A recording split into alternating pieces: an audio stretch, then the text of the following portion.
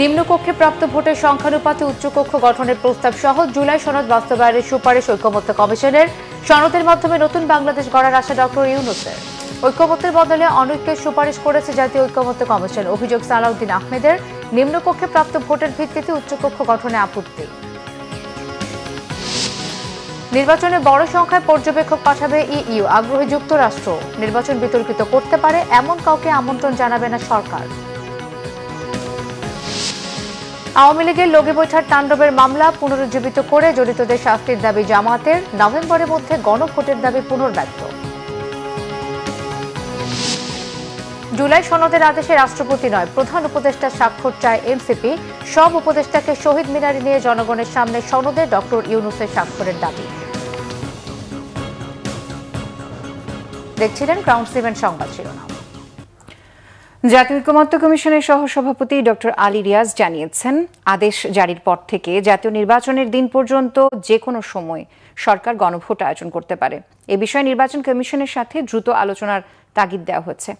আলী রিয়াজ বলেন, জাতীয় সংসদের উচ্চকক্ষ গঠিত হবে নিম্নকক্ষের ভোটের সংখ্যানুপাতে। আর জুলাই জাতীয় সনদ বাস্তবায়ন আদেশ জারির বিষয়টি সরকারের ওপরই ছেড়ে দিয়েছে কমিশন। জাতীয় সংসদ ২৭০ দিনের সুপারিশ বাস্তবায়নে ব্যর্থ হলে স্বয়ংক্রিয়ভাবে তা সংবিধানে যুক্ত হবে। রিপোর্ট সৈয়দ আব্দুল মুহিতের। মঙ্গলবার রাষ্ট্রীয় অতিথি ভবন যমুনায় জুলাই সনদ বাস্তবায়নের সুপারিশমালা প্রধান উপদেষ্টা ডক্টর মোহাম্মদ ইউনূস সহ উপদেষ্টা পরিষদের কাছে জমা দেয় জাতীয় ঐকমত্য কমিশন। এর মধ্য দিয়ে ৯ মাসের কর্মযজ্ঞ শেষ করল ঐকমত্য কমিশন। এ বিষয়ে ফরেন সার্ভিস একাডেমিতে ব্রিফিংয়ে ডক্টর আলী রিয়াজ জানান, জুলাই জাতীয় সনদ বাস্তবায়নে ৪৮টি সুপারিশ করেছে কমিশন। যেসব সংস্কারের সুপারিশ বাস্তবায়নের বিষয় সাংবিধানিক নয়, সেগুলো অধ্যাদেশের মাধ্যমে দ্রুত বাস্তবায়ন করা যাবে। এছাড়া যেসব সুপারিশে ভিন্নমত নেই, সেগুলো দাপ্তরিক নির্দেশের মাধ্যমে দ্রুত বাস্তবায়িত হবে। জানান, জুলাই সনদ বাস্তবায়নে সংবিধান সংস্কার বিষয়ে গণভোট আয়োজনের সুপারিশ করেছে জাতীয় ঐকমত্য কমিশন। গণভোট অনুষ্ঠানের ব্যাপারে আমরা কমিশনের পক্ষ থেকে সরকারকে কোনো সুনির্দিষ্ট সময় বেঁধে দেইনি। আমরা বলেছি যে সরকার এই আদেশ জারির পর থেকে নির্বাচনের দিন পর্যন্ত যে কোনো সময়ে তারা এইটা করতে পারবেন। সেই কারণেই আমরা বলেছি এটা সরকার সিদ্ধান্ত নেবে। আমরা মৌখিকভাবে আজকেও বলে এসেছি সরকারকে যে আপনারা নির্বাচন কমিশনকে জিজ্ঞাসা করুন, তাদেরকে সিদ্ধান্ত নিতে বলুন। ডক্টর আলী রিয়াজ বলেন, আদেশ জারির ভিত্তি হবে গণ অভ্যুত্থান, তবে আদেশ জারি কে করবে তা সরকারের উপর ছেড়ে দিয়েছে কমিশন। এই আদেশটি সরকারের পক্ষ থেকে দেয়া হবে এবং এটার একটা সুস্পষ্ট সুনির্দিষ্ট বিষয় আছে। সেটি হচ্ছে জুলাই জাতীয় সনদ সংবিধান সংস্কার বাস্তবায়ন আদেশ। ফলে এটাকে ওভারআর্চিংলিও দেখার সুযোগ নেই, লিমিটেডভাবেও দেখার সুযোগ নেই। আমরা এখন যে অবস্থায় আছি সেটা এক ধরনের স্টেট অফ এক্সেপশন। সব কিছুই পুরনো বাক্সে ঢোকানো যাবে না। কোনো দলের কিছু কিছু বিষয়ে নোট অফ ডিসেন্ট আছে, কিন্তু আমরা পরামর্শ দিচ্ছি আপনারা জনগণের সম্মতির জন্য যান, তাদের সম্মতি নিন। সংবাদ ব্রিফিংয়ে জাতীয় সংসদের উচ্চকক্ষ গঠনের প্রক্রিয়াও জানান তিনি। সংবিধান সংস্কার কমিশন এবং জাতীয় ঐকমত্য কমিশন এবং নির্বাচন ব্যবস্থা সংস্কার কমিশনের পক্ষ থেকে সুস্পষ্ট সুপারিশ ছিল ভোটের সংখ্যানুপাতে ১০০ সদস্যের একটি উচ্চ কক্ষ প্রতিষ্ঠা করা। সেই মোতাবেক যদি জনগণের সম্মতি পাওয়া যায় তবে জাতীয় সংসদ প্রতিষ্ঠার ৪৫ দিনের মধ্যে উচ্চকক্ষ গঠন বিষয়ক প্রয়োজনীয় সংশোধনীর মাধ্যমে তা বাস্তবায়িত হবে। এনসিপি সহ যেসব দল সনদে স্বাক্ষর করেনি, কমিশনের মেয়াদের বাকি ৩ দিনের মধ্যেই তারা সই করবে বলেও আশা ডক্টর আলী রিয়াজের। সৈয়দ আব্দুল মুহিত, বাংলা ভিশন, ঢাকা। প্রধান উপদেষ্টা অধ্যাপক মোহাম্মদ ইউনূস জানিয়েছেন, অতীত থেকে মুক্ত হয়ে নতুন বাংলাদেশ গড়তে চায় অন্তর্বর্তী সরকার। জুলাই সনদ সেই পথই দেখাবে। জুলাই সনদ হস্তান্তর জাতীয় ইতিহাসের বিশেষ দিন বলেও মন্তব্য করেন প্রধান উপদেষ্টা। গোলাম মঈনুল আহসানের রিপোর্ট। জুলাই আন্দোলনের মাধ্যমে ফ্যাসিস্ট সরকারের পতনের পর অনেকটা জনদাবিতে পরিণত হয় জুলাই সনদ, যেখানে জাতির জন্য একটি সুনির্দিষ্ট দিক নির্দেশনা থাকবে যা মেনে চলবে সব দল তথা সরকার।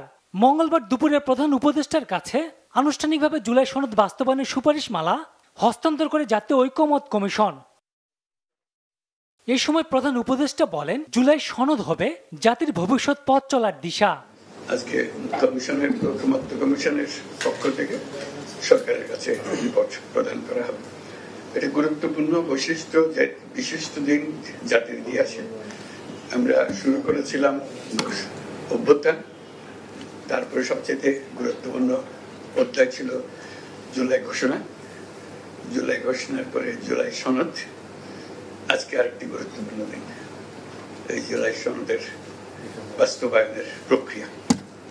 এটা খুব গুরুত্বপূর্ণ একটা বিষয়। আমরা এটা ঐতিহাসিক পরিবর্তন।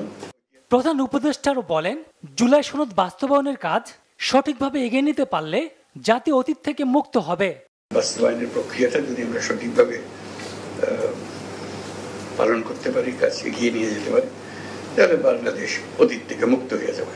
এটি হলো বিষয়। আমরা সেই অতীত থেকে মুক্ত হতে চাই, নতুনভাবে বাংলাদেশ গড়ার কাছে নিযুক্ত হতে চাই। সেটার পথ দেখাবে আমাদের এই সনদের বাস্তবায়ন কিভাবে হবে তার উপরে।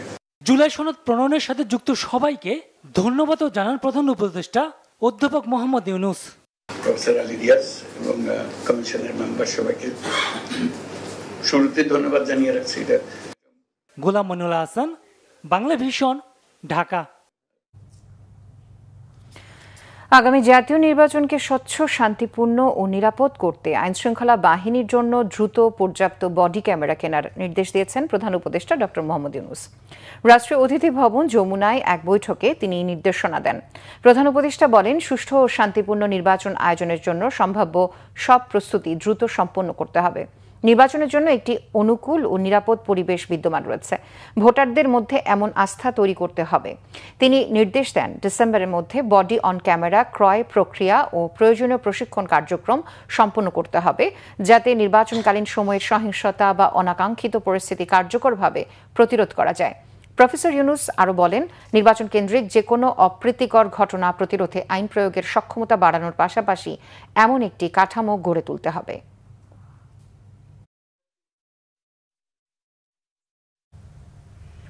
এদিকে নিরপেক্ষ নির্বাচন আয়োজনে তত্ত্বাবধায়ক সরকার ব্যবস্থায় আস্থা আছে ব্রিটিশ কূটনীতিকদের জানিয়েছে বিএনপি।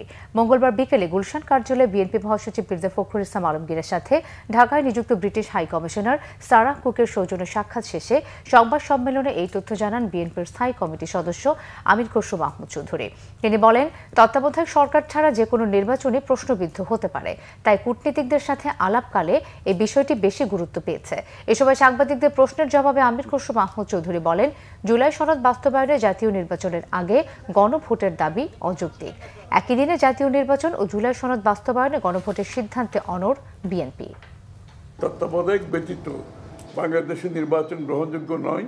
এর জন্য সমস্ত রাজনৈতিক দল ঐক্যবদ্ধভাবে তত্ত্বাবধায়কের পক্ষে বিগত বছরগুলোতে দাবি তুলেছে। সেটা আজকের প্রেক্ষাপটেও ভিন্ন কিছু নয়। যদিও বা আজকে একটা আমাদের ইন্টারিম গভর্নমেন্ট আছে, এটা কোনো দলীয় সরকার নয়, কিন্তু তারপরে ইন্টারিম সরকারের ভিতরে যে কিছু কিছু লোক আছে যারা প্রশ্নবিদ্ধ হয়েছে, শুধু বিএনপি কর্তৃক প্রশ্নবিদ্ধ হয়নি, অন্যান্য রাজনৈতিক দলের পক্ষ থেকে প্রশ্নবিদ্ধ হয়েছে। অত্যন্ত গুরুত্বপূর্ণ। যদিও এই ইন্টারিম গভর্নমেন্ট নির্বাচন পর্যন্ত অব্যাহত করবে, কিন্তু এটাকে তত্ত্বাবধায়ক সরকারের আদলে পরিচালনার বিষয়টি সামনে উঠে এসেছে। জাতীয় ঐকমত্য কমিশন ঐক্যের বদলে অনৈক্যের সুপারিশ করেছে বলে মন্তব্য করেছেন বিএনপি স্থায়ী কমিটির সদস্য সালাউদ্দিন আহমেদ। বলেন, সংস্কার প্রস্তাব গৃহীত না হলে 270 দিনের মধ্যেই জুলাই সনদ সংবিধানে যুক্ত হয়ে যাবে। এই প্রস্তাব হাস্যকর। অভিযোগ করেন, রাজনৈতিক দলের সুপারিশ না মেনেই আরপিও সংশোধন হয়েছে। রিপোর্ট রিশান নাসরুল্লাহর। রাজনৈতিক দলগুলোর সাথে দীর্ঘ আলোচনা শেষে জুলাই সনদ বাস্তবায়নের সুপারিশমালা প্রধান উপদেষ্টার কাছে জমা দিয়েছে ঐকমত্য কমিশন। সুপারিশমালা নিয়ে সন্তুষ্ট নয় দেশের প্রধান রাজনৈতিক দল বিএনপি। সংশোধিত আরপিওতে জোটভুক্ত দলের প্রতীকের বিষয়ে মঙ্গলবার সচিবালয়ে আইন উপদেষ্টার সাথে সাক্ষাৎ করেন বিএনপির স্থায়ী কমিটির সদস্য সালাউদ্দিন আহমেদ। পরে সাংবাদিকদের তিনি বলেন, অনেক বিষয় ঐকমত না হলেও জুলাই সনদে সেগুলো যুক্ত করেছে কমিশন।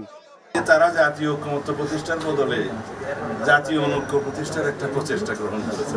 আশ্চর্য হওয়ার বিষয় হচ্ছে যে তারা একটা টাইম লিমিট নির্ধারণ করে দিয়েছে যে 270 দিন পঞ্জিকা দিন, মানে ক্যালেন্ডার ডেসের মধ্যে এই সমস্ত সংস্কার প্রস্তাবগুলো গৃহীত না হলে অটোমেটিক সেটা সংবিধানে সংযুক্ত হবে। এটা একটা হাস্যস্কর ব্যাপার। সুপারিশ যা দেওয়ার দিয়েছে, আমার মনে হয় জাতীয় ঐকমত্য কমিশন নিষ্কৃতি পাওয়ার জন্যই কিছু সুপারিশ দিয়ে তারা কার্যক্রম সমাপ্ত করতে চেয়েছে। এটা আশা করি উপদেষ্টা পরিষদ সরকার পুঙ্খানুপুঙ্খ আলোচনা করবেন, বিবেচনায় নেবেন। অটোমেটিক এটা পরীক্ষায় উঠো পাশের মতো কোনো বিষয় তো সঙ্গে থাকতে পারে না। এগুলো কিভাবে সুপারিশে আসলে আমি জানি না। সালাউদ্দিন আহমেদ বলেন, উচ্চকক্ষ ও পিআর পদ্ধতি নিয়ে কমিশনের সিদ্ধান্ত অযৌক্তিক ও ঐকমত্যের বিপরীত। আপার হাউসে অর্থাৎ উচ্চ কক্ষে নিম্ন কক্ষের প্রাপ্ত ভোটের আনুপাতিক হারে আসনের মধ্য দিয়ে উচ্চ কক্ষ গঠিত হবে, এইরকম তো কোনো সিদ্ধান্ত হয়নি। সিদ্ধান্ত হয়েছে উচ্চ কক্ষ গঠিত হবে 100 সদস্য, এবং তারা কিভাবে কোন পদ্ধতিতে নির্বাচিত হবে সেটার ব্যাপারে তো ঐকমত্য হয়নি। এখানে পিআর এর ভিত্তিতে তারা প্রস্তাব সরাসরি করে ফেললেন এবং এখানে কোনো নোট অফ ডিসেন্টের উল্লেখ নাই। বিএনপির স্থায়ী কমিটির এই সদস্য বলেন, জোটভুক্ত হলেও রাজনৈতিক দলগুলোকে নিজের প্রতীকে নির্বাচন করতে হবে। এটির সাথে একমত নয় বিএনপি। বলেন, নির্বাচনের ব্যাপারে কোনো সংশয় নেই রাজনৈতিক দলগুলোর। ফেব্রুয়ারিতে নির্বাচন হবে না এরকম কেউ বলেছে নাকি? কোন রাজনৈতিক দল বা অন্য কেউ? সরকার, নির্বাচন কমিশন, আমরা কেউ তো বলিনি যে ফেব্রুয়ারির প্রথমার্ধে নির্বাচন হবে না বা চাই না। অবশ্যই হবে, হতে হবে। জুলাই সনদ বাস্তবায়ন নিয়ে আরো আলোচনা হতে পারে বলেও মনে করেন বিএনপির স্থায়ী কমিটির এই সদস্য। এটা পরে কথা বলবো। রিশান নাসরুল্লাহ, বাংলা ভিশন, ঢাকা। 2008 সালের পর প্রথমবারের মতো ফেব্রুয়ারি নির্বাচনে বড় ধরনের নির্বাচন পর্যবেক্ষক পাঠাবে ইউরোপীয় ইউনিয়ন। রাষ্ট্রীয় অতিথি ভবন যমুনায় প্রধান উপদেষ্টা অধ্যাপক মোহাম্মদ ইউনূসের সাথে বৈঠকে এই ঘোষণা দেন ঢাকায় নিযুক্ত ইইউ রাষ্ট্রদূত মাইকেল মিলার। তিনি বলেন, ইইউ পর্যবেক্ষক মিশন এখনও চূড়ান্ত হয়নি, তবে এতে 150 থেকে 200 সদস্য থাকতে পারে, যাদের মধ্যে কেউ কেউ নির্বাচনের প্রায় 6 সপ্তাহ আগে পৌঁছাবেন এবং অন্যরা ভোটের দিনের 1 সপ্তাহ আগে যোগ দেবেন। এছাড়াও ইইউ ভোটের সময় স্থানীয় নির্বাচন পর্যবেক্ষক মোতায়েনেও সহায়তা করবে। রাষ্ট্রদূত মিলার জুলাইয়ের জাতীয় সনদের প্রশংসা করেন। এটিকে একটি অত্যন্ত গুরুত্বপূর্ণ দলিল হিসেবে বর্ণনা করেন তিনি। ফেব্রুয়ারিতে অবাধ, সুষ্ঠু এবং বিশ্বাসযোগ্য নির্বাচন নিশ্চিত করতে নির্বাচন কমিশনের প্রচেষ্টার প্রতি ইইউর অব্যাহত সমর্থনের উপর জোর দেন। প্রধান উপদেষ্টা চট্টগ্রাম বন্দরের লালদিয়া টার্মিনালের উন্নয়ন ও ব্যবস্থাপনার জন্য বাংলাদেশ বিশ্বব্যাপী জাহাজ চলাচলকারী জায়ান্ট এপি মোলার মাইরুসকের সাথে একটি চুক্তি সইয়ের আশা করছেন। ত্রয়োদশ জাতীয় সংসদ নির্বাচনে এমন কাউকে পর্যবেক্ষক হিসেবে আমন্ত্রণ জানানো হবে না যিনি উদ্দেশ্যমূলকভাবে নির্বাচনকে বিতর্কিত করতে পারেন, বলেছেন পররাষ্ট্র উপদেষ্টা তৌহিদ হোসেন। মঙ্গলবার পররাষ্ট্র মন্ত্রণালয়ের সাম্প্রতিক বিষয়ে গণমাধ্যম কর্মীদের সঙ্গে আলাপচারিতায় তিনি কথা বলেন। তৌহিদ হোসেন বলেন, চীনের সঙ্গে সম্পর্ক অন্য কোনো দেশের জন্য উদ্বেগের বিষয় নয়। পর্যবেক্ষক ইস্যুতে তিনি আরও বলেন, যুক্তরাষ্ট্র ও ইউরোপীয় ইউনিয়ন পর্যবেক্ষক পাঠানোর আগ্রহ দেখিয়েছে। পররাষ্ট্র উপদেষ্টা বলেন, বাহরাইনের সঙ্গে অনেক দিন ভিসা বন্ধের বিষয়ে সুরাহা করতে চায় ঢাকা। এদিকে বিশিষ্ট ইসলামী বক্তা ও ধর্মীয় চিন্তাবিদ ডক্টর জাকির নায়েকের আগামী 28 নভেম্বর ঢাকায় আসার বিষয়ে এখনও মন্ত্রণালয় অবগত নয় বলে জানান উপদেষ্টা তৌহিদ হোসেন। তবে আমরা চাই না যে পর্যবেক্ষকের আড়ালে কেউ শুধু উদ্দেশ্য প্রণোদিতভাবে দুর্নাম করার জন্য আসুক, সেটা তো আমরা চাইব না। 2006 সালের 28 অক্টোবর আওয়ামী লীগের লগি বৈঠার তাণ্ডবের মামলা পুনরুজ্জীবিত করে জড়িতদের দৃষ্টান্তমূলক শাস্তির দাবি জানিয়েছে জামাত ইসলামের নেতারা। তাদের মতে, পিলখানায় সেনা হত্যা, শাপলা গণহত্যা, জুলাই গণহত্যা সহ আওয়ামী লীগের গুম খুনের দায়ে শেখ হাসিনার 2000 বার ফাঁসি দিলেও শেষ হবে না। যারা জাতীয় নির্বাচন এবং গণভোট একই দিনে চায়, তারা জুলাই সনদ কার্যকর হোক তা চায় না বলে অভিযোগ করেন জামাত নেতারা। মহিবুল্লাহ মুহিবের রিপোর্টে বিস্তারিত। 2006 সালের 28 অক্টোবর বাংলাদেশের রাজনৈতিক ইতিহাসের এক কলঙ্কিত অধ্যায়। রাজধানীর পল্টনে সেদিন লগি বৈঠা দিয়ে পিটিয়ে নৃশংসভাবে 6 জন জামাত শিবির কর্মীকে হত্যা করে আওয়ামী লীগের নেতাকর্মীরা। শুধু পিটিয়ে হত্যা করেই ক্ষান্ত হয়নি, মৃত্যু নিশ্চিত করার পর লাশের উপর নৃত্য করে বর্বর নারকীয় উল্লাসে মেতে ওঠে ফ্যাসিস্ট আওয়ামী লীগ। আওয়ামী লীগের সেই লগি বৈঠার তাণ্ডবের 19 বছরের দিনটি স্মরণে সমাবেশ ও বিক্ষোভ মিছিল করে জামাত। সমাবেশে বক্তারা বলেন, এমন নারকীয় হত্যা মামলা পরবর্তীতে রাজনৈতিক বিবেচনায় প্রত্যাহার করে আওয়ামী লীগ সরকার। মামলা পুনর্জীবিত করে দায়ীদের বিচারের দাবি জানান তারা। শেখ হাসিনার বিচার শুরু হয়েছে 28 অক্টোবরের লগি বৈঠার যে নির্দেশ তিনি দিয়েছিলেন, যদ্দরুল 6 জন বাইতুল মোকাররমে সারা দেশে 14 জন জামাত শিবিরের নেতাকর্মী খুন হয়েছে। এই বিচারের জন্যই আমরা ঐক্যবদ্ধভাবে সংগ্রাম চালিয়ে যাব। শেখ হাসিনা এত অপরাধ করেছে, এত হত্যাকাণ্ডের সাথে জড়িত, 28 অক্টোবর পল্টন হত্যাকাণ্ডের সাথে জড়িত, শাপলা চত্বরের হত্যাকাণ্ডের সাথে জড়িত, বিডিআর হত্যাকাণ্ডের সাথে জড়িত, জুলাই বিপ্লবে গণহত্যার সাথে জড়িত। একবার নয় 2000 বার ফাঁসি দিলেও তার ফাঁসি শেষ হবে না। এ সময় জামায়াতের সেক্রেটারি জেনারেল অধ্যাপক মিয়া গোলাম পরোয়ার বলেন, জাতীয় নির্বাচনের দিনে গণভোট হতে দেয়া হবে না। জুলাই সনদ অবিলম্বে আদেশ জারি করে জাতীয় নির্বাচনের পূর্বে গণভোট দিতে হবে। আমরা শুনতে পাচ্ছি একটি দলকে খুশি করার জন্য সরকারের অভ্যন্তরের কেউ গণভোটকে উপেক্ষা করে একই দিনে জাতীয় নির্বাচন এবং গণভোটের প্রহসনের পায়তারা করছেন। আমরা বলতে চাই, একই দিনে গণভোট যারা করতে চাচ্ছেন তাদের উদ্দেশ্য হলো জুলাই সনদকে অকার্যকর করা। পরে জামায়াতের বিক্ষোভ মিছিল বাইতুল মোকাররম মসজিদ হয়ে পল্টনের বিভিন্ন এলাকা প্রদক্ষিণ করে। মুহিবুল্লাহ মুহিব, বাংলা ভিশন, ঢাকা। জাতীয় নির্বাচনের আগে এবং নভেম্বরের মধ্যে গণভোটের দাবি জানিয়েছে বাংলাদেশ জামায়াতে ইসলামী। প্রধান নির্বাচন কমিশনার এএমএম নাসির উদ্দিনের সঙ্গে বৈঠক করে এই দাবি জানান তারা। বৈঠক থেকে বেরিয়ে এই তথ্য জানান জামায়াতের ইসলামের প্রতিনিধি দলের নেতা এবং দলের সেক্রেটারি জেনারেল মিয়া গোলাম পরোয়ার। রাজধানীর আগারগাঁওয়ের নির্বাচন ভবনের সভাকক্ষে প্রধান নির্বাচন কমিশনের সঙ্গে বৈঠক করেন তারা। বৈঠকে প্রধান নির্বাচন কমিশনার ছাড়াও 4 জন নির্বাচন কমিশনার এবং ইসি সচিব উপস্থিত ছিলেন। বিএনপিকে উদ্দেশ্য করে তিনি বলেন, একজন উপদেষ্টা একটি দলকে বলেছেন আরপিও সংশোধনী হবে, এটি লেভেল প্লেইং ফিল্ড নষ্ট করবে বলে জানান। ইসলামী ব্যাংক, ইবনে সিনা সহ যেসব প্রতিষ্ঠান থেকে প্রিজাইডিং অফিসার নিয়োগ বিষয়ে বিএনপি আপত্তি দিয়েছে, জামায়াত সেসব প্রতিষ্ঠানের মালিক নয় বলে দাবি করেন তিনি।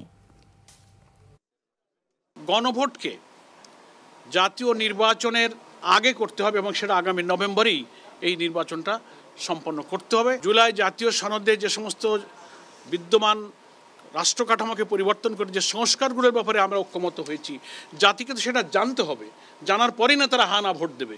তো সেটা যদি একই দিনে ভোট হয় তো ভোটাররা তো জানতে পারলো না। ডিউ টু দ্যাট কজ আমরা বলেছি যে সংস্কার এবং জাতীয় সনদের বিষয়গুলো ইলেকশন কমিশনকে পাবলিক করতে হবে, তারা ওয়েবসাইটে দেবেন, জনগণ জানবে, ভোটাররা সিদ্ধান্ত নেবে। জাতীয় নাগরিক কমিটি এনসিপির আহ্বায়ক নাহিদ ইসলাম বলেছেন, জুলাই সনদের আদেশে রাষ্ট্রপতি নয়, প্রধান উপদেষ্টাকে স্বাক্ষর করতে হবে। তিনি জানান, এনসিপি এখন পর্যন্ত কোনো জোটে যাওয়ার সিদ্ধান্ত নেয়নি। এনসিপির বিভাগীয় প্রার্থীদের সাক্ষাৎকার গ্রহণ শেষে রাজশাহী পর্যটন মডেল চত্বরে সাংবাদিকদের নাহিদ ইসলাম বলেন, এনসিপি একটা নতুন রাজনৈতিক শক্তি, জনগণের অনেক প্রত্যাশা দলটির কাছে। তিনি বলেন, জুলাই সনদ আদেশ বাস্তবায়নে গণভোট হবে। প্রধান উপদেষ্টা ডক্টর মোহাম্মদ ইউনূস এই আদেশে স্বাক্ষর করবেন, রাষ্ট্রপতি এই আদেশে স্বাক্ষর করতে পারবেন না। ফ্যাসিবাদী শক্তি নির্বাচনকে ঘিরে ষড়যন্ত্র করছে বলেও তিনি মন্তব্য করেন। সংবাদ সম্মেলনে এনসিপির উত্তরাঞ্চলের মুখ্য সংগঠক সার্জিস আলম ও সিনিয়র যুগ্ম মুখ্য সমন্বয়ক আব্দুল হান্নান মাসুদ উপস্থিত ছিলেন। আমাদের খুবই গুরুত্বপূর্ণ একটা মৌলিক জায়গা জুলাই সনদ বা সংস্কার বিষয়ে আমরা দেখব যে কারা বাংলাদেশের পক্ষে, জনগণের পক্ষে দাঁড়াচ্ছে এবং আমাদের সাথে সহযোগিতা করছে। সে বিষয়ে সেই জায়গা থেকে জোটের বিষয়ে বা কোনো ধরনের নির্বাচনী সমঝোতার বিষয়ে আমরা চিন্তা ভাবনা করতে পারি। কিন্তু যদি সংস্কারের বিপক্ষে কেউ দাঁড়ায়, যদি বাংলাদেশের মানুষের স্বাধীনতা সার্বভৌমত্বের যে নতুন আকাঙ্ক্ষা তৈরি হয়েছে তার বিরুদ্ধে দাঁড়ায়, এই ধরনের কোনো শক্তির সাথে বা যাদের ইতিহাসের অনেক দায়ভার রয়েছে এই ধরনের কোনো শক্তির সাথে আমরা জোটে যাওয়ার ক্ষেত্রে আমাদেরকে অনেকবার ভাবতে হবে। এবার জুলাই সনদ স্বাক্ষরে নতুন শর্ত দিল এনসিপি। দলটির নেতারা বলছেন অধিকাংশ দাবি পূরণ হওয়ায় জুলাই সনদে সই করবে এনসিপি। তবে তার আগে সব উপদেষ্টাদের নিয়ে শহীদ মিনারে গিয়ে জনগণের সামনে প্রধান উপদেষ্টাকে সনদে স্বাক্ষর করতে হবে। সন্ধ্যায় জাতীয় প্রেসক্লাবে জুলাই সনদের রূপরেখা নিয়ে আয়োজিত আলোচনায় এনসিপির মুখ্য সমন্বয়ক নাসির উদ্দিন পাটোয়ারি বলেন, এটি হবে ডক্টর ইউনূসের সেফ এক্সিট। এছাড়া জাতীয় নির্বাচনের আগে গণভোট হতে পারে বলেও মতামত দেন তিনি। এ সময় সুপ্রিম কোর্টের আইনজীবী শিশির মনির বলেন, নভেম্বরের শেষে গণভোটের আয়োজন করা যেতে পারে, এতে কোনো দলের আপত্তি হওয়ার কথা নয়।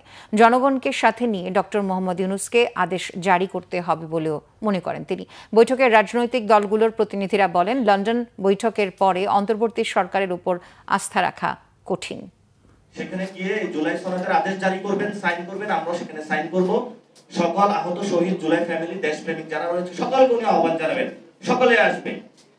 2 নম্বর জিনিস হলো আসিফ নজরুলের বড় দায়বদ্ধতা রয়েছে, বিচার এবং সংস্কার। তার কোর্টে গিয়েছে, এখন দেখি আসিফ নজরুল কত বড় কোর্টে বল খেলে। উনি তো প্রধান উপদেষ্টা হতে চেয়েছিলেন, এখন দেখি উনি আসলে বাংলাদেশের মানুষের কতটুকু প্রয়োজনটা উনি পূরণ করে দিতে পারেন। নভেম্বরের শেষ সপ্তাহে এরকম একটা গণভোটের আয়োজন হতে কোনো আপত্তি থাকার কারো কথা আছে বলে আমার কাছে মনে হয় না, কারণ everything is ready, everything is prepared. এখানে কোনো ক্যাম্পেইন নাই, এখানে কোনো বাড়তি কিছু নাই, শুধু ব্যালট বক্সে হবে। এখানে পক্ষ বিপক্ষে নমিনেশন নাই, উইথড্রয়াল নাই, মামলা নাই, পক্ষে বিপক্ষে হাইকোর্ট নাই, সুপ্রিম কোর্ট নাই, ভেরি ইজি জব। ফিরে আসার মতো শক্তিশালী নেতৃত্ব নেই আওয়ামী লীগের, বলেছেন তথ্য সম্প্রচার উপদেষ্টা মাহফুজ আলম। মঙ্গলবার দুপুরে রাজধানীর একটি হোটেলে অগ্নিঝরা বর্ষা দেশ ও বিদেশে গ্রন্থের মোড়ক উন্মোচন অনুষ্ঠানে তিনি কথা বলেন।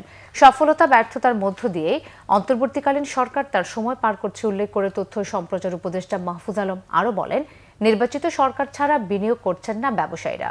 অনুষ্ঠানে এনসিপির দক্ষিণাঞ্চলের মুখ্য সংগঠক হাসনাত আব্দুল্লাহ বলেন, দেশের আমলাতন্ত্রের সংশোধন ছাড়া কোনো রাজনৈতিক দলই কাজ করতে পারবে না।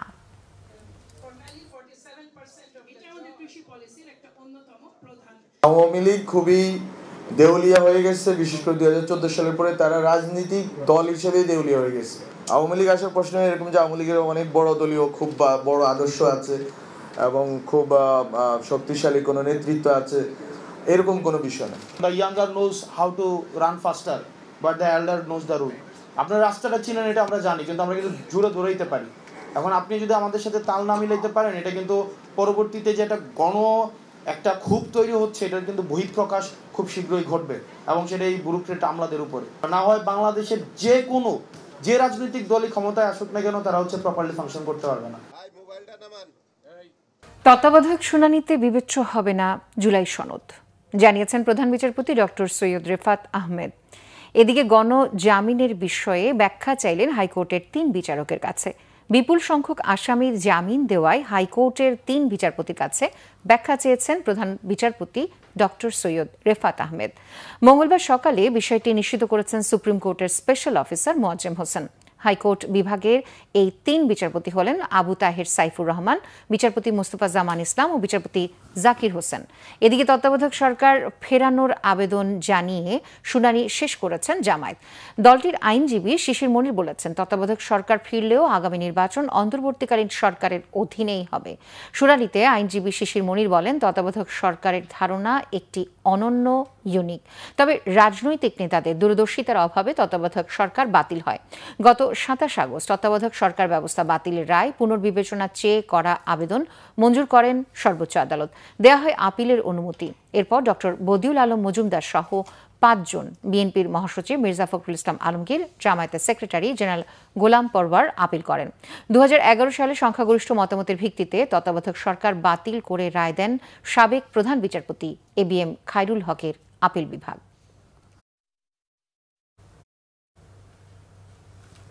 নির্বাচনের আগে অবৈধ অধিকাংশ অস্ত্র উদ্ধার হবে বলে আশা স্বরাষ্ট্র উপদেষ্টার। তিনি বলেন, প্রতিনিয়ত অবৈধ অস্ত্র উদ্ধার করা হচ্ছে, যা অব্যাহত থাকবে। সকালে আনসার ও গ্রাম প্রতিরক্ষা ট্রাস্টের ট্রান্সপোর্ট সার্ভিসের উদ্বোধন অনুষ্ঠান শেষে একথা বলেন তিনি। উপদেষ্টা বলেন, নির্বাচনের সময় সবথেকে বেশি নিয়োজিত থাকবে আনসার। প্রতিটি কেন্দ্রে থাকবেন 13 জন সদস্য। অন্যান্য বাহিনী ছাড়াও প্রিজাইডিং অফিসারের নিরাপত্তায় একজন আনসার নিয়োজিত থাকবে। নির্বাচন সুষ্ঠু করতে আনসার ব্যাটালিয়ন গুরুত্বপূর্ণ ভূমিকা পালন করবে বলে আশা স্বরাষ্ট্র উপদেষ্টার। মাত্র 20 জন শ্রমিকের সম্মতিতে ট্রেড ইউনিয়ন গঠনের সুযোগ রেখে বাংলাদেশ শ্রম সংশোধন অধ্যাদেশ অনুমোদনের সুপারিশ সম্পূর্ণ অযৌক্তিক বলে মন্তব্য করেছেন তৈরি পোশাক শিল্পের নেতারা। তাদের দাবি, সরকার ব্যবসায়ীদের সুপারিশ না মেনে সবকিছু করছে বিদেশিদের কথায়।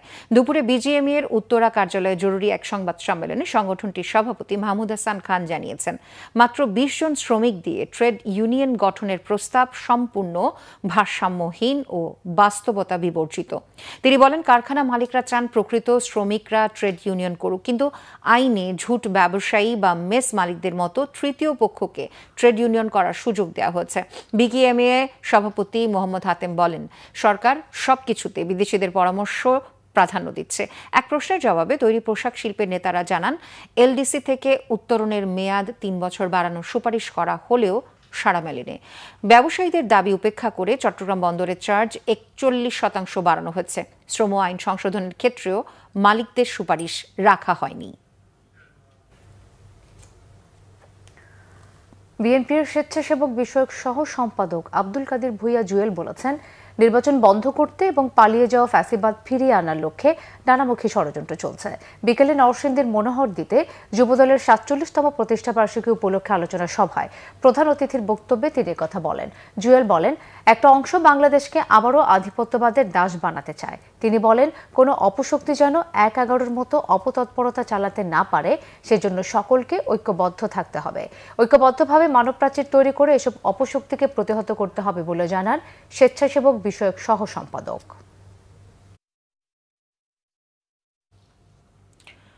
বাগেরহাট পৌরবাসীর সুপেয় পানির সংকট মেটাতে 15 কোটি 29 লাখ টাকা ব্যয়ে নির্মিত আধুনিক ওয়াটার ট্রিটমেন্ট প্ল্যান্টটি কোনো কাজে আসছে না পৌরবাসীর।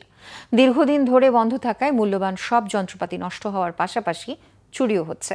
সরকারি টাকার সঠিক ব্যবহারে প্রকল্পটি সচল করার দাবি সচেতন মহলের। বাগেরহাট প্রতিনিধি মাসুল হকের তথ্য ও ছবিতে দেখুন ডেস্ক রিপোর্ট। আধুনিক ওয়াটার ট্রিটমেন্ট প্ল্যান্ট, উচ্চ ক্ষমতা সম্পন্ন বৈদ্যুতিক মোটর, আধুনিক যন্ত্রপাতি সম্বলিত ভবন, পাশেই বিশালাকৃতির ওয়াটার ওভারহেড ট্যাঙ্ক। জনস্বাস্থ্য প্রকৌশল অধিদপ্তরের বাগেরহাট পৌরসভার পানি সরবরাহ এনভায়রনমেন্টাল স্যানিটেশন উন্নতিকরণ প্রকল্পের আওতায় ঠিকাদারি প্রতিষ্ঠান এবিএম ওয়াটার কোম্পানি লিমিটেড ও মেসার্স এমটিএনএসএস কনসোর্টিয়াম 2020-21 অর্থ বছরে শহরের জন্য নূর মসজিদ এলাকায় নির্মাণ করে এইসব স্থাপনা। এই প্ল্যান্ট সচল রাখতে ভৈরব নদী থেকে প্রায় 4 কিলোমিটার পাইপলাইন নির্মাণ করে পানি নেওয়া হতো। ঠিকাদারি প্রতিষ্ঠান মেসার্স মনি ট্রেডার্স 2021 সালের জুনে পরীক্ষামূলকভাবে প্ল্যান্টটি পরিচালনা করে পানি সরবরাহ করে শহরবাসীকে। পরে পৌরসভার কাছে হস্তান্তর হলে পৌরসভা মাসখানেক চালিয়ে ভালো পানি না পাওয়ায় প্ল্যান্টটি বন্ধ করে দেয়। এরপর থেকে প্ল্যান্টের রিজার্ভারের ঢাকনা, মোটর ও ফ্যান চুরি হয়ে গেছে। নষ্ট হচ্ছে মূল্যবান যন্ত্রপাতি। প্ল্যান্টটা আবারও চালু হোক, ভালো মানুষের দ্বারা চালু হোক এবং এই লুটে পুটে যারা খেয়েছিল তাদের শাস্তি হোক। জেলা প্রশাসনের মালিকানাধীন পচা দিঘিতে মাছ চাষ করায় ওই পানি বিশুদ্ধকরণ সম্ভব নয়। তাছাড়া জনবল সংকটের কথাও জানায় পৌর কর্তৃপক্ষ। পচা দিঘির পানির গুণগত মান ভালো না এবং পচা দিঘিতে মাছ চাষ করা হয়। তবে ভবিষ্যতে যদি আমরা পানি ভালো পাই এবং সবার সহযোগিতা পাই, তাহলে হয়তো অচিরেই ট্রিটমেন্ট প্ল্যান্টটি চালু করা সম্ভব হবে। সংকট নিরসনে এত টাকা ব্যয়ের পরেও সারা বছর চরম পানি সংকটে ভোগে পৌরবাসী। পানিগুলা কদিন পর পর আসে, কিন্তু পানি অনেকে পায় অনেকে পায় না, কিন্তু পানিতে আবার গন্ধ করে। 4-5 দিন পর পর পানি আসে, আগে তো থাকতো, এখন মতো পানি থাকে না। জেলা প্রশাসন বা অন্য কোনো দপ্তরকে দিয়ে এই প্রকল্প চালু করার দাবি জানায় সচেতন মহল। বিপুল অঙ্কের টাকা দিয়ে এই প্রকল্প অনুমোদন হয়েছে এবং সেটি কর্ম সম্পন্ন হয়েছে, অবকাঠামোগুলি এখন ধ্বংসের দ্বার প্রান্তে এবং সেটি কোনো কার্যকারিতা নাই বললেই চলে। প্রতিষ্ঠানের সক্ষমতাও ঠিকমতো বিশ্লেষণ করা হয়নি, পাশাপাশি যে বিল্ড অপারেটেড অ্যান্ড ট্রান্সফারের ক্ষেত্রে যে প্রাইভেট প্রতিষ্ঠান কত বছর এই প্রকল্পটি পরিচালনা করবেন এই ব্যাপ্তিকাল নির্ধারণেও গাফিলতি ছিল। 8,50,00,000 টাকা ব্যয়ে প্রতিদিন 2 লাখ লিটার পানি শোধন ক্ষমতা সম্পন্ন ট্রিটমেন্ট প্লান্ট, 3,26,56,000 টাকা ব্যয়ে 6,80,000 লিটার ধারণ ক্ষমতা সম্পন্ন ওভারহেড ট্যাঙ্ক এবং ট্রিটমেন্ট প্লান্টে পানি সরবরাহের জন্য 3,53,92,000 টাকা ব্যয়ে নির্মাণ করা হয় transmission line. Bangla Vision news desk. এবার আরো কিছু খবর নিয়ে একটি desk report. University of liberal art Bangladesh ইউল্যাবের 8ম সমাবর্তন হয়েছে রাজধানীতে।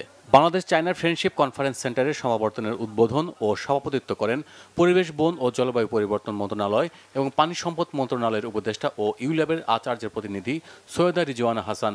বিশেষ অতিথি ছিলেন বিশ্ববিদ্যালয় মঞ্জুরি কমিশনের সদস্য প্রফেসর ডক্টর মোহাম্মদ আয়ুব ইসলাম। বক্তব্য দেন এপেক্স ফুটওয়ার লিমিটেডের ব্যবস্থাপনা পরিচালক সৈয়দ নাসিম মঞ্জুর, ইউল্যাব বোর্ড অব ট্রাস্টিজের সদস্য সৈয়দা মাদিয়াহ মোর্শেদ ও ইউল্যাবের উপাচার্য অধ্যাপক ইমরান রহমান। এবছর বিশ্ববিদ্যালয় থেকে 1,508 শিক্ষার্থী সনদপ্রাপ্ত হন, যার মধ্যে 1,111 স্নাতক এবং 397 জন স্নাতকোত্তর শিক্ষার্থী রয়েছেন। বিএনপির যুগ্ম মহাসচিব সৈয়দ ইমরান সালে প্রিন্স বলেছেন, আগামী দিনে যুব শক্তিকে জাতীয় মুক্তির হাতিয়ারে পরিণত করবে বিএনপি।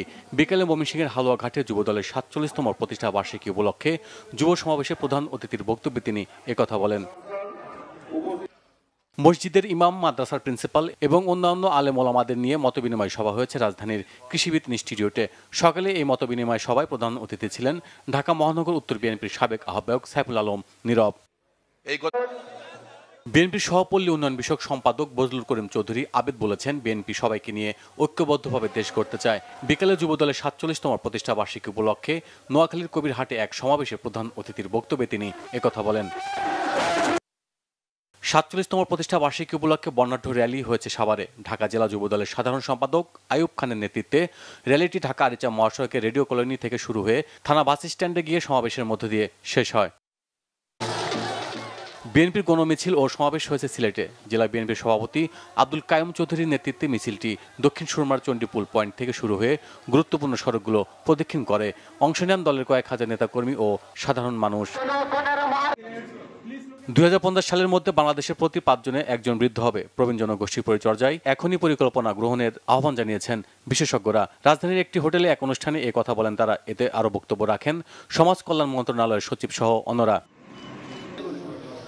সততা, স্বাস্থ্য, শিক্ষা এবং কর্ম উপর ভিত্তি করে নতুন রাজনৈতিক দল হিসেবে আত্মপ্রকাশ করেছে বাংলাদেশ ইউনাইটেড পার্টি বিইউপি। বক্তারা বলেন, মুক্তিযুদ্ধের মাধ্যমে অর্জিত স্বাধীনতা বাংলাদেশে গণতন্ত্রের প্রাতিষ্ঠানিক রূপ দেয়া, জনগণের অধিকার সংরক্ষণ, অর্থনৈতিক ভারসাম্য প্রতিষ্ঠা, আইনের শাসন নিশ্চিত এবং উন্নত ও আধুনিক বাংলাদেশ গঠন করাই হল দলটির মূল লক্ষ্য। বিএনপির 31 দফা বাস্তবায়নের লক্ষ্যে ঢাকা 7 আসনে লিফলেট বিতরণ করেছেন ঢাকা মহানগর দক্ষিণ বিএনপির যুগ্ম আহ্বায়ক হাজী মোহাম্মদ মনির হোসেন। কামরাঙ্গীরচর থানা বিএনপির সাবেক সভাপতি ও সাবেক চেয়ারম্যান বাবুবাজার, নয়াবাজার ও বংশাল এলাকায় লিফলেট বিতরণ করেন। এ সময় উপস্থিত ছিলেন বিএনপির নেতাকর্মীরা। খাগড়াছড়ির লক্ষ্মীছড়িতে সেনা ক্যাম্প স্থাপনে বাধা দেয়া এবং সরকারি খাস জমি উপজাতীয় উগ্রপন্থীরা দখলের প্রতিবাদে মানববন্ধন ও বিক্ষোভ মিছিল হয়েছে রাজধানীতে। বিকালে বিক্ষোভ মিছিলটি রাজু ভাস্কর্য থেকে শুরু হয়ে শাহবাগে গিয়ে পৌঁছায়। এতে প্রধান অতিথি ছিলেন বিচারপতি আব্দুস সালাম মামুন। সভাপতিত্ব করেন অবসরপ্রাপ্ত লেফটেন্যান্ট কর্নেল ফরিদুল আকবর। মোহাম্মদ মোস্তফা আল ইয়াজাদের সঞ্চালনায় উপস্থিত ছিলেন অধ্যাপক ডক্টর আবু মুসা, মোহাম্মদ আরিফ বিল্লাহ সহ অন্যরা। Bangla Vision news desk. শেষ করছি সংবাদ, তার আগে ক্রাউন 7 শিরোনামগুলো জানিয়ে দিচ্ছে আরো একবার। নিম্নকক্ষে প্রাপ্ত ভোটের সংখ্যানুপাতে উচ্চকক্ষ গঠনের প্রস্তাব সহ জুলাই সনদ বাস্তবায়নের সুপারিশ ঐকমত্য কমিশনের। সনদের মাধ্যমে নতুন বাংলাদেশ গড়ার আশা ডক্টর ইউনূসের। ঐকমত্যের বদলে অনৈক্যের সুপারিশ করেছে জাতীয় ঐকমত্য কমিশন। অভিযোগ সালাউদ্দিন আহমেদের। নিম্নকক্ষে প্রাপ্ত ভোটের ভিত্তিতে উচ্চকক্ষ গঠনে আপত্তি। নির্বাচনে বড় সংখ্যায় পর্যবেক্ষক পাঠাবে ইইউ, আগ্রহী যুক্তরাষ্ট্র। নির্বাচন বিতর্কিত করতে পারে এমন কাউকে আমন্ত্রণ জানাবে না সরকার। আওয়ামী লীগের লগি বৈঠার তাণ্ডবের মামলা পুনরুজ্জীবিত করে জড়িতদের শাস্তির দাবি জামায়াতের। নভেম্বরের মধ্যে গণভোটের দাবি পুনর্ব্যক্ত। জুলাই সনদের আদেশে রাষ্ট্রপতি নয়, প্রধান উপদেষ্টার স্বাক্ষর চায় এনসিপি। সব উপদেষ্টাকে শহীদ মিনারে নিয়ে জনগণের সামনে সনদে ডক্টর ইউনূসের স্বাক্ষরের দাবি। এই ছিল এখনকার মতো। পরের সংবাদ রাত 1টায় দেখার আমন্ত্রণ রইল। এছাড়া বাংলা ভিশন সংবাদ ও সংবাদ সংশ্লিষ্ট অনুষ্ঠান দেখতে ভিজিট করুন www.bvnews24.com ও facebook.com/banglavisionnews এবং সাবস্ক্রাইব করুন youtube.com/banglavision। ধন্যবাদ। শুভরাত্রি।